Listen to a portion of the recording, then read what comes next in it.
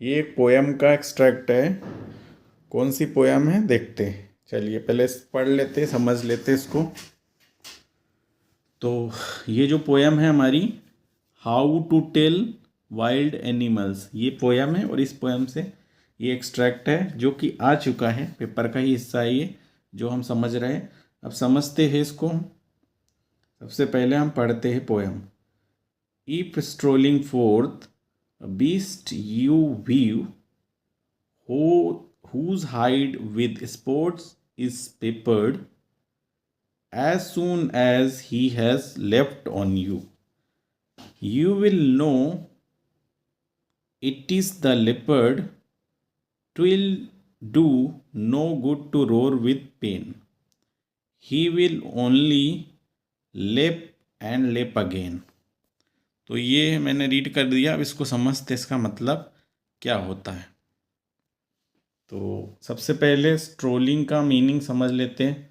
Strolling means, ये यहाँ पे दिया है meaning, to walk in a relaxed manner, बहुत ही आइडल या सुस्ती से चलना, उसको बोलते हैं स्ट्रोलिंग।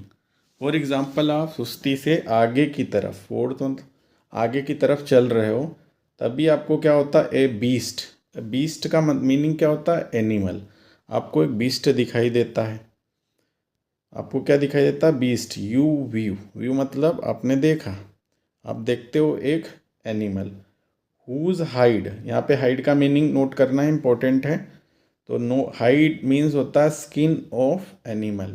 जैसे हाइड मतलब छिपना भी, बट यहाँ पे इसका मीनिंग क्या है, स्किन ऑफ एनिमल, ये हो गया। With sports is peppered. अब जो स्पोर्ट्स है, छोटे छोटे स्पोर्ट्स होते हैं, वो कैसे है, पेपर्ड। अब पेपर्ड क्या होता है, जैसे ब्लैक पेपर आपने देखा होगा। ब्लैक पेपर मतलब होता है काली मिर्च, काली काली होती है छोटे। तो वैसे उससे इसके वैसे स्पोर्ट्स हैं इसके स्किन में। तो जिस एनिमल की बात अभी की जा रही है, ये लिखा किसने है, लेस्ली नॉरिस। इन्होंने कुछ एनिमल की पहचान बताई है। तो यहाँ पे एक एनिमल है जिसकी पहचान बता रहे हैं आगे।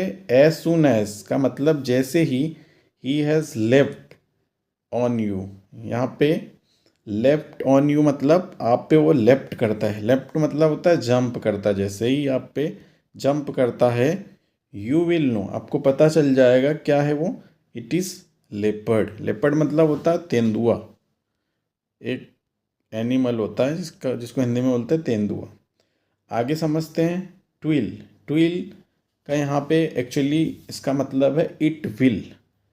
यहाँ पे इट विल को शॉर्ट में लिखा है ट्विल। एक्चुअली इट विल है, इसको शॉर्ट में क्या लिखा है, ट्विल।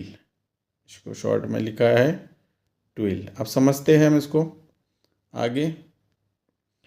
तो इस तरह से twill twill do no good to roar with pain, मतलब कोई फ़ायदा नहीं होगा। It will do no good मतलब कोई इसका फ़ायदा नहीं होगा, किस चीज़ का, टू रोर विथ पेन। आप भले ही, पेन मतलब होता है दर्द, आप भले ही दर्द से तेज़ी से रोर करें, चिल्लाएं, कोई फ़ायदा इसका नहीं होगा। क्यों, क्योंकि ही विल ओनली लेप एंड लेप अगेन।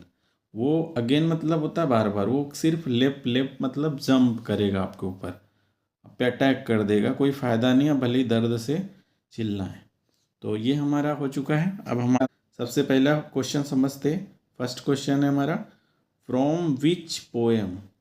फ्रॉम मतलब से, विच मीन्स कौन सी, पोएम मतलब कविता, कौन सी कविता से have the above lines been taken.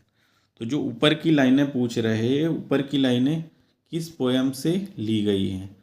तो हमको पता है ये कौन सी पोएम से ली गई, ये वाली पोएम, क्या नाम है इसका, how to tell wild animals. तो ये हमारा राइट आंसर हो गया, 3 मार्क्स। अब हम देखते हैं नेक्स्ट क्वेश्चन, जो कि सेकेंड नंबर है। Who has written this poem. तो ये पोएम किसने लिखी है। हु मीन्स किसने या कौन, और रिटन हैज़ रिटन मतलब लिखी है, दिस पोएम मतलब ये पोएम। तो ये पोएम किसने लिखी है, तो हमको पता है, answer is Leslie Norris.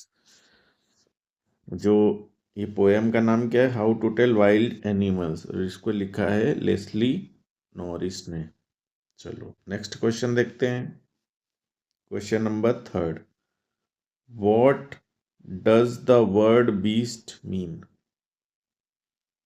Beast जो वर्ड है इसका मतलब पूछ लिया गया। व्हाट मतलब यहाँ पे बीस्ट का अर्थ है एनिमल, जैसे कि आप देख सकते हो सी इज द करेक्ट ऑप्शन। तो बीस्ट का मीनिंग अगर पूछते हैं तो इसका मतलब है एनिमल।